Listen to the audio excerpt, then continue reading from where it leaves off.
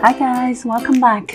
So, it is clear that the storm is not over yet, including the geopolitical problems between China and US, and also in the US side, the growth stocks in general are also having quite some storm as well. On my Discord, I get asked about the questions like thoughts on the war between China and US and my views about the data security issue on our Chinese companies listed in US, and also what stocks we should buy to profit despite the crash. I think these would be many people's questions as well. So in this video, I am going to address a few problems. One, my update recently about the Chinese and US problems to first see what's happening for real right now.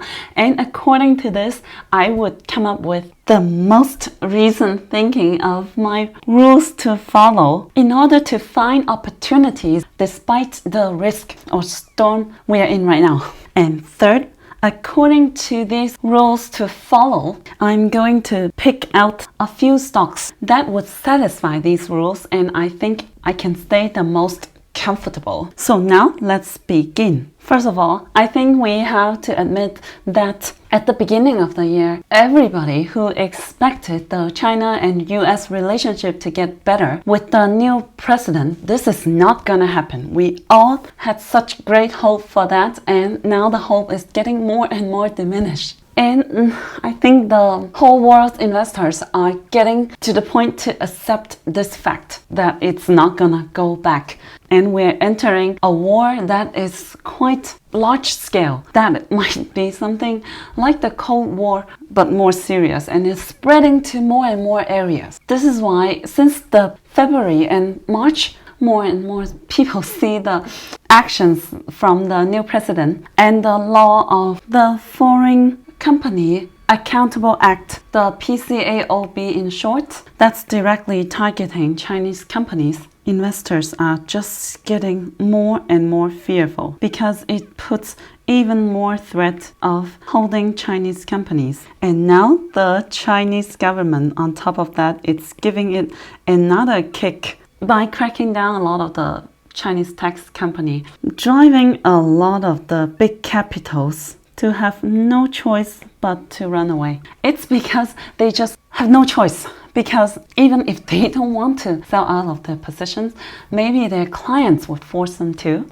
This is the nature of big capital. Somehow what the institutional investors cannot control. So that is what happened. Even though the US market is showing bull market all the way, the Chinese stock market had been showing a crash. Look at the KWEB just for example, how deep it had crashed from the high of February to the low a few days ago, 44%. And zoom out, you see, this was the peak of 2018, and because of the trade war, it came down quickly, spent a long time consolidating, finally getting back on track, adjusting some valuation because everyone knows Chinese companies is undervalued. The big tech companies with good fundamental, making good revenue and strong growth every year, they are just constantly beaten down, constantly undervalued. And last year, ever since the COVID, it had been growing quite strong because China was the first country to recover from the COVID crash, and the economy had been growing well. The sales of the companies were growing strong. And here, everyone thought the new president would change the relationship with China. And here we see a big boom of Chinese stocks. Maybe it was speculating too fast and too optimistic at some point. So it grew too fast, too well. And it needed a correction. But a correction doesn't mean a crash. It's only a crash. I have never seen any price movement of any stocks or index moving like a sharp tooth like this. Maybe for a penny stock, but we're talking about an ETF, like an index almost for the China internet. Because even though there was a crash back in 2011, you see the movement. It was up and down, up and down, up, down, up, down.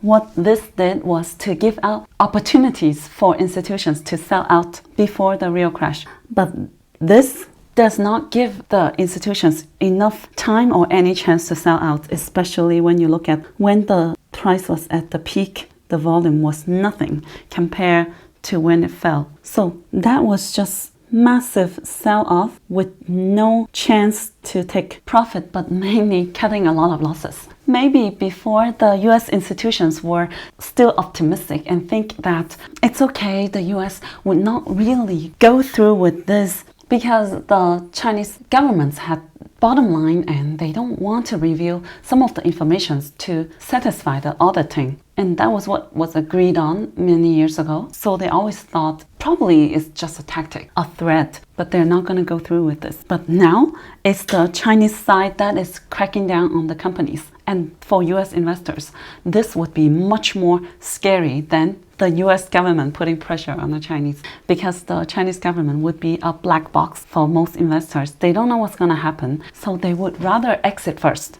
And right now, most people are acting like the Chinese government wants to destroy their own companies. So I think that whatever the Chinese government doing seems to be working right now. But if you look into the new law by the Chinese government to enhance regulation on Chinese companies listed in foreign exchange, it is to better manage the risk of these companies and for plans for emergency. So have preparation in case emergency happen. So here you can obviously see the most important reason for this is to be prepared in case the US wants to give more threats of delisting all the Chinese companies again. And it makes total sense to have a backup for the worst thing to happen in order to manage the risk. So actually lower the risk for the international investors holding these companies. So it managed risk and also sent a message to the US saying, I'm not afraid that you delist my companies, because it can even benefit the Chinese and Hong Kong financial market, which is the Chinese government's goal anyways. I think they had all this plan to grow the Hong Kong and Shanghai financial market, at least as a 5 to 10 years plan. But right now the political risk is kind of speeding up. So at first they thought they can do it in the next step, but seems like they need to move things up a little bit more. I've heard of the metaphor before about politics strategy. It is like two cars driving fast towards each other, and whoever turned first would lose, because if no one turns, they might end up crashing into each other. But whoever turned first would lose. That is the bet between two countries, and the strategy is to show that you don't care, you're not afraid. In fact, you even would blindfold your eyes so you don't see anything and you just turn full speed ahead. In this case, the other one would be scared, so then they turn, because the strategy is to make the other one feel that, whoa, he's not scared, he doesn't care, so I have to turn myself first, otherwise I will be dead for real. And I think this metaphor is perfect right now for US and China, is to see who gets more scared, who can show the most guts, as in, I don't care, I'm not afraid at all. Even I have everything to lose, I don't care. And right now, China is trying to show that even if you threaten to delist all my companies, I don't care. In fact, I'm going to do it before you do. I may not pull the trigger in the end, but as long as you keep pushing it, I will pull the trigger, because this not only hurts China, it hurts the US too. As we can see right now, more and more companies are opening their investment division in China or Hong Kong to prepare for that, because there are many good Chinese companies that would drive international investors to the Hong Kong market and the Shanghai market. Like I said before, good companies are flagship store in the shopping center, and they do drive traffic. So more fear is good for the Chinese side, because they can scare away a lot of the US investors, reduce the US investment position, and increase the Chinese investment position before the real growth ahead for a lot of the Chinese companies. That would be a strategy called 置之死地而后生, put it to death and live after. So definitely not trying to destroy the Chinese companies, but give it a bit torture so that it can live better after. Right now the fear is good, fear level is high, but I think we might still have more. So prepare for the worst to come. On top of that, growing the Hong Kong and Chinese market would also weaken the US dollar. US dollar is one of the most powerful tools of US, so it would give a more fair competition between China and US for the technology war ahead of us. Now, knowing the part one, it is very important for us to realize the intention of both governments so we know where to look for opportunities. Now, based on these intentions I've described, we can find the rules to follow for the investment opportunities. There is opportunity in every crash, war, or human disaster. Just a matter of whether we can find it or if we are in the right direction. So I have come up with the rules for me to follow, or at least guide me in this storm. First, it is better to have the main company listed in Hong Kong or Shanghai Stock Exchange, and then traded in the US for OTC just for the ADR. These companies can benefit from the low valuation right now because of the political fear, and at the same time have the least of the political risk because they are not afraid to be delisted. They are only traded in the OTC. Examples like BYD, ticker symbol BYDDF, or Xiaomi. These companies are mainly listed in Hong Kong and have been suffering for the low valuation of Chinese companies, but at the same time they have minimum risk of the delisting issue or the PCAOB law from the SEC. That is rule number one. Rule number two, it needs to have enough cash on hand so then it can survive through the storm. Not every company can be lucky like NIO and get the government aid in the most horrible time. We don't know how long the storm will last. We don't know how long the share price would be beaten down like that. So the company needs to have enough cash to survive until the end of the storm. So it needs to be a company that is either just raised quite a substantial amount of capital or has gotten investment or backed by some bigger institutions. So then they are most likely gonna have enough cash to run the operation and heavy investment on R&D. Either this or they are already making positive profit, like a lot of the blue chip, for example. Then they really don't care about the share price. The share price movement does not at all affect the company's operation. Then as an investor, it should put you more at ease. Rule number three, it needs to align with the government's strategy. And this is quite an important one, as I always emphasize on this. And here I will give a few directions that I think it's important to know for the Chinese government strategy. First, strategy, very important. The government had promised to achieve carbon neutrality by 2050. And right now, it seems like out of most of the countries who promised that, China is really one of the most serious about that, making a series of actions. It will continue pulling up a lot of the new industries for new energy, EV, etc. And this is not a short term, it will be a long-term strategy. And then chips. Because of the globalization for many years, China had always outsourced this part to other countries,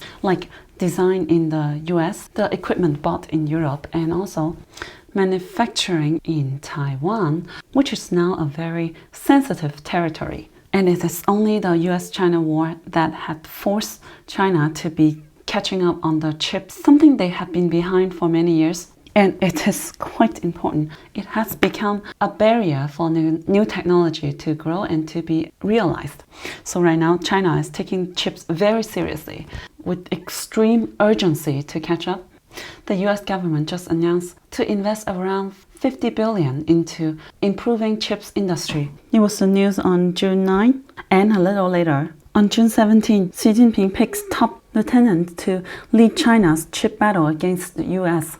In order to achieve the self-sufficiency. So this is referring Liu He. He is basically the most trusted person by the presidency and about $1 trillion of government funding to solve the problems and developing the third generation chip. Right now, in the whole world, most of the applications were in the second generation still because there are still a lot of problems or development needed for the third generation. So right now, China is basically investing $1 trillion into developing the third generation chip. If they succeed in this, the chips landscape in the world would be entirely different. So obviously, this is one of the most important projects in the recent year. And because the largest chip maker were already delisted from the US stock exchange, you either have to invest in the OTC shares or look into chips related stocks that can benefit from this strategy. Next is the One Belt, One Road project. I think this, in the long term, is the most important plan for the Chinese government. Kind of the ultimate goal, but in a really long term though. This was a project that was supposed to finish by the year of 2049. So I need to warn you about the political risk is that whether the next president would follow this goal as the long-term vision of China's influence on the world. But this is definitely too early to tell, and for us, our investment landscape is only looking at 5 years or 3 years. So we don't need to think too much about that, but leave it for later. Next is brand export. I think this is something that a lot of people had not realized yet, is that I think the Chinese government have been really encouraging for Chinese brands, not only for domestic sales, but also for export. The government really wants Chinese brands to go outside of China, grow into an international brand, instead of only exporting the manufacturing goods at the super low cost. If we call the Chinese economy 1.0 to be exporting manufacturing goods 2.0. Ever since Chinese economy opened, it is all about China manufacturer. But ever since the internet e-commerce revolution, Taobao, Alibaba, in the last 10 years, it is more about the Chinese domestic brands for Chinese people to buy more Chinese brands. And this trend had been growing massively over the last 5 to 10 years already, and I think it will continue going like this with the recent increase. And now I think the brand export is 3.0, a quite important plan, and it will solve a lot of problems. So I definitely think this would be one of the important strategies of the government. So rules number 5 is that they both want to be number 1 from number 2, obviously, in the world landscape. And I'm sure they will be this in each sector for world ranking. And number 6, to be focused and with strong conviction. Every time there is a market correction, I would try to reduce the number of positions, especially the small plays, and just focus more on the bigger plays, the companies I have the most conviction with. And when the market is good and healthy, I will stretch more and have more speculative small plays. And I think it's very, very useful, at least for myself, when the market is going through a storm, a lot of uncertainties. In this case, to focus on the stocks you have the strongest conviction. And right now we are going through such a storm with Chinese stocks. I think it's very important you have the belief in the companies you're holding, so you can disregard all the noises outside and stay calm because you have that much belief and conviction on the company you're holding. So limit to a very small number of companies you have for Chinese stocks to reduce your stress. So these are the 3 big rules I have for you, so then you can feel safe picking up the bargain in the Chinese stocks. And in my next video, I will go over with some of the stocks and come up with the top picks that can follow these rules the most. And those will be the stocks I think that is the most safe to go through corrections or crashes and further political storm. Okay, now if you have enjoyed this video, please give me a big like and write me a great comment, and I will see you in my next video. That's it, guys. Hope you can find my videos helpful. Make sure you subscribe to my channel and give me a big like. Thank you.